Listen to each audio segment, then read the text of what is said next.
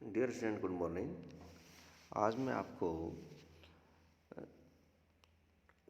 Discovering truth the saga continuous के NCERT based question कराऊंगा। Questions के आंसर समझाऊंगा आपको ढंग से, जो इम्पोर्टेंट है। ध्यान दीजिए। फर्स्ट क्वेश्चन आपके सामने, give reason for the following. नीचे कुछ क्वेश्चन है, उनके रीजन दीजिए, कारण दीजिए, ऐसा क्यों।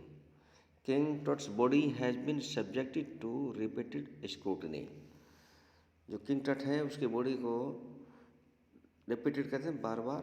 स्क्रूटनी मतलब है जांच करना बारीकी से। तो उस बॉडी की बार बार बारीकी से जांच क्यों की गई। आंसर इसका है, the mummies of king Tutankhamun has earn world wide fame for the riches it was buried with. Mummies of king Tutankhamun, Tutankhamun की जो मम्मी है, has earn world wide fame, विश्व भर में प्रसिद्ध थी। किसके लिए? फॉर द रिचेज, अमीरी के लिए, संपन्नता के लिए। इट वॉज बरीड विद, वे सभी सामान जो उसके साथ बरीड किया गया, दफनाया गया था। तो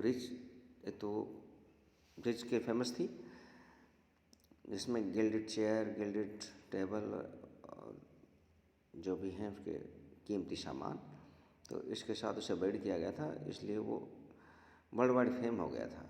इतने कीमती सामान, सोने का पानी चढ़ी हुई कुर्सियाँ, मेज़ें और बहुत सारे सामान, अटेंसिल, इस पॉट्स मिले हैं, वो सब के सब गिल्डेड थे। तो वर्ल्ड वाइड फेम थी रिसर्च के लिए। दूसरा, there is also speculations about the manner of his death, यानी उसकी मृत्यु के मैंने कहते तरीके। तो मृत्यु किस कारण से हुई, किस तरीके से हुई, इसका भी स्पेकुलेशन, अनुमानित लगाया जा रहा था। तरह तरह के अनुमान थे, स्पेकुलेशन थे। And is age at the time of death, और उसकी मृत्यु के समय एज क्या थी, उम्र कितनी थी। 3 रीजन बताए इसके अंदर। ये 3 रीजन आप में देने होंगे, तभी इससे वो रिपीटेड स्क्रूटनी उसकी हुई, बार बार जांच की गई, बॉडी को बार बार निकाला। 1922 में निकाला, 1968 में निकाला एंड 2005 में निकाला है। तो number 1, world wide fame for the riches it was buried with. Second, manner of his death, मृत्यु किस कारण से, मृत्यु का होने का तरीका, किस कारण से मृत्यु हुई, किस तरीके से हुई। अटैक किया पीछे से, या वैसे गिरा, या हार्ट से अटैक से ऐसे डेथ हुई उसकी। और उसकी मरते समय एज कितनी थी, age at the time of death. ये क्वेश्चन का आंसर कंप्लीट हुआ। नेक्स्ट क्वेश्चन चलते हैं।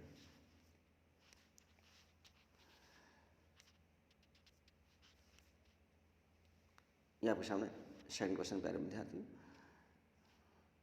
Howard Carter's investigation was resented. Resented का मतलब है नाराज़गी। हावर्ड कार्टर की जो जांच थी, जांच पड़ताल थी, इन्वेस्टिगेशन थी, वो नाराज़गीपूर्ण थी। क्यों? रीजन। अब हम इसका आंसर आपके सामने दे रहे हैं। Howard Carter's investigation was resented. हावर्ड कार्टर की जो जांच पड़ताल थी,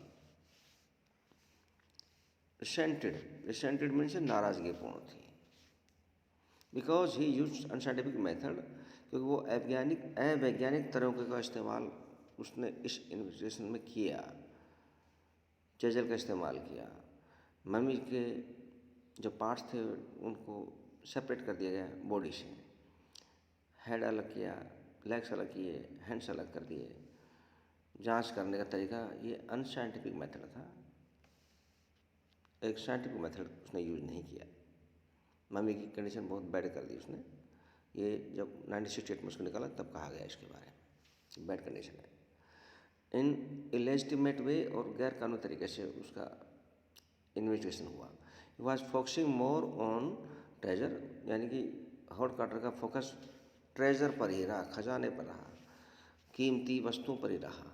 लेस, कम रहा, किस पर कम रहा, कल्चर एंड हिस्टोरिकल एस्पेक्ट्स, सांस्कृतिक और ऐतिहासिक धरोहर पर, ऐतिहासिक पहलुओं पर उसका फोकस कम रहा। आइए नेक्स्ट क्वेश्चन चलते हैं। थर्ड क्वेश्चन आपके सामने। Carter had to chisel away the solidified resin to raise the king's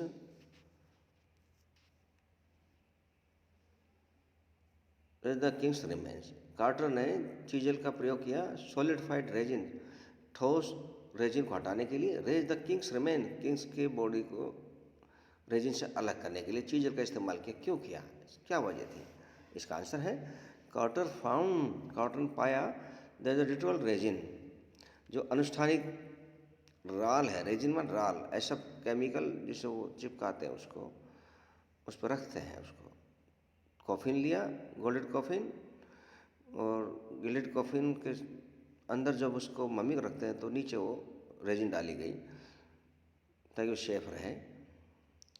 और लेकिन वो रेजिन इतनी ज़्यादा हार्ड हो गई थी कि कॉफिन से मम्मी को अलग करना बहुत मुश्किल हो गया था। तो कार्टर ने चीजल का इस्तेमाल करना पड़ा। उससे पहले उसने सन लाइट में भी रखा, लेकिन वहाँ सन लाइट, सूर्य की धूप 149 डिग्री टेम्परेचर था, फ़ारेनहाइट टेम्परेचर, लेकिन वो भी फेल हो गया था। तो उसने फिर उसको चीजल का इस्तेमाल किया और उससे अलग किया मम्मी को कॉफिन से। उसमें यही बताया गया है कि भाई कार्टर ने चीजल का इस्तेमाल किया, क्यों किया? क्योंकि वो वहाँ से निकल ही नहीं पा रही थी। लिखा है कि proper force could not move, जो ठीक सी ताकत लगाए, प्रॉपर फोर्स लगाए तो वो तो उसको तो काम ही नहीं करती, उससे हिल ही नहीं पा रही थी मम्मी रेजिन से। Even the scorching sun fail to loosen the resin, और सूर्य की धूप भी, सनलाइट भी फेल हो गई थी रेजिन को ढीला करने में। यानी कि रेजिन लूज हो जाए तो मम्मी को वहाँ से हटा ले, वो भी नहीं हो पाई थी, उतनी शक्ति नहीं रही।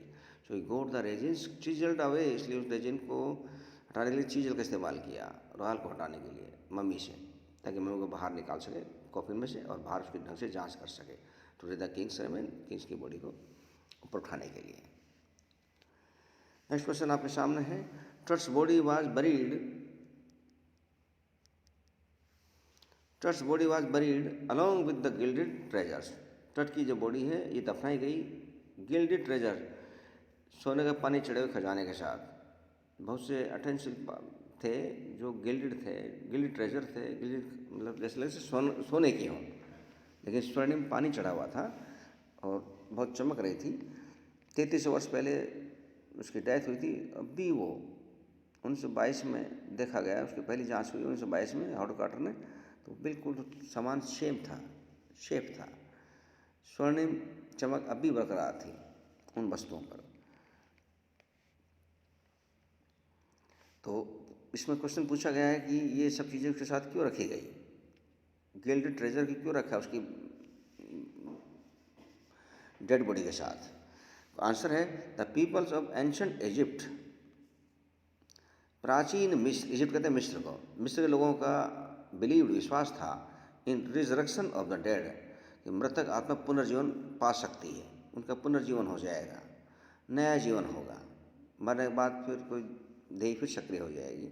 The Kings were extremely rich, और राजा लोग अमीर थे, बहुत ज़्यादा अमीर थे। सो ट्रट body was buried with gilded treasure, तो बहुत सारे सोने का स्वर्णिम वस्तुएं उसके साथ बरीड की गई, दफनाई गई। Their eternal brilliance was meant, वहाँ की शाश्वत बुद्धिमत्ता के बारे में विश्वास था उन लोगों का, आध्यात्मिक लोगों का तरह वो सोचते थे। टू गारंटी रिजरेक्शन, कि भाई वो पक्का है कि दोबारा राजा जीवित हो उठेगा। रिजरेक्शन मतलब पुनर्जीवन हो जाना, रिजरेक्शन समझ में आ गया होगा। थिंग्स ऑफ एवरीडे यूज, और जो डेली की कामना वाली वस्तुएं हैं, were also buried with the king, राजा के साथ दफना दी गई, कि राजा को जब जीवित हो जाएगा तो वो सब चीज़ें चाहिए उसको, जैसे वो जीवित अवस्था में ऐसे मरने के बाद नया जीवन होगा तब उसको चाहिए, उसके साथ रखी गई।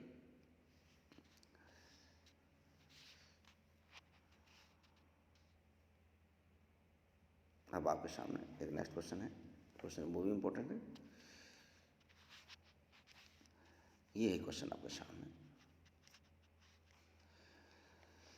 The boy king change his name from Tutankhaten to Tutankhamun. उस बच्चे ने यानी किंग टट ने अपना नाम टूटनखाटेन से टूटनखामून रख लिया, क्यों? ये जानते हो एमनहॉटप फोर्थ का बेटा है, और एमनहॉटप फोर्थ से पहले थे एमनहॉटप थर्ड, यानी कि टूटनखामुन के दादाजी, ग्रैंडफादर,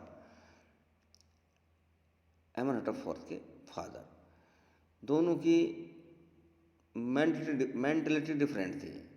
एमेनहॉटेप थर्ड अमून के उपासक थे।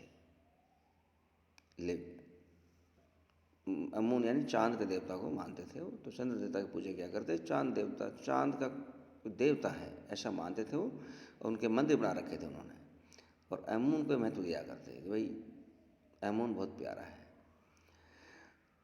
उसका जो बेटा आया एमेनहॉटेप फोर्थ, उसने, वो क्रेजी पर्सन था, वो उसने अपने पिता की सब चीज़ों को नकार दिया था। उसके बाद एमेनहॉटेप फोर्थ के बाद उसका ये बेटा आया, इसे किंग टट नाम से जानते हैं। तो ये इसने अपना नाम पहले जो उसके बाप ने रखा था, फादर ने रखा था टूटनखाटेन, तो बाद में इसने अपना नाम चेंज कर लिया और टूटनखामुन रख लिया। क्यों?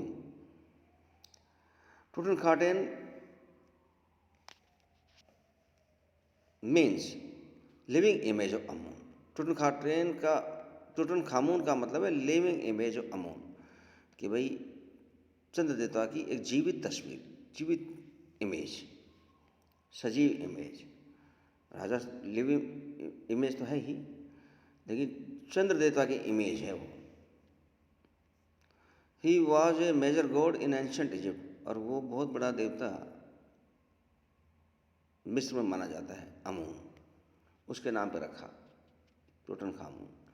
King Amenhotep fourth who changed his name to Akhenaten, Amenhotep fourth ने भी अपना नाम बदल लिया था, एखन अमून से एखनएटन रख लिया।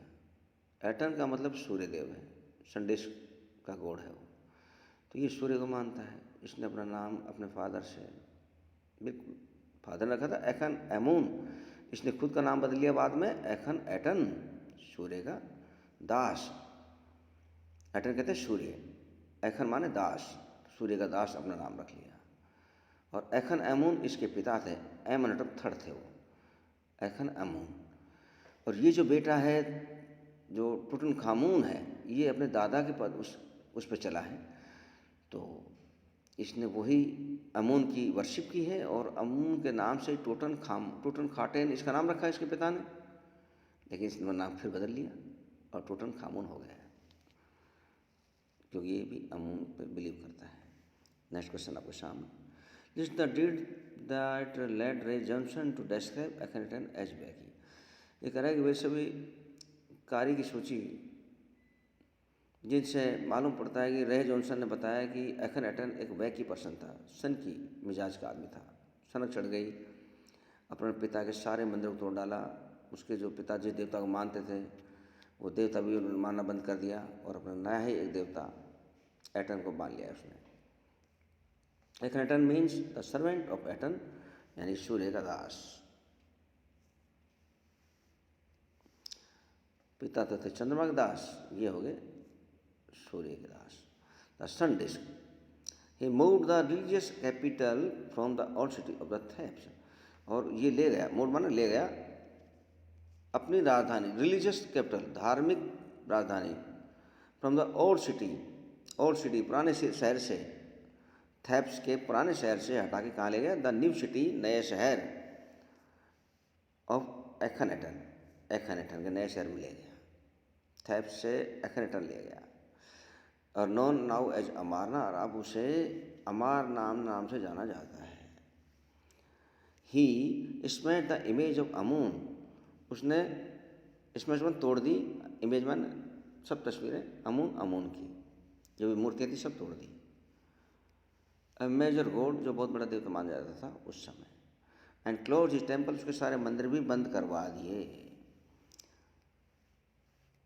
दीज डेट्स लेट रे जॉनसन, तो इस तरह ये कार्य हुए, रे जॉनसन ने उसको वर्णन किया कि भाई एखनएटन एक वैकी पर्सन था, अपने पिता के किसी नियम को, किसी भी कोई बात, कोई पूजा पाठ उसने नहीं माना, सबसे अलग, उससे अलग रखी।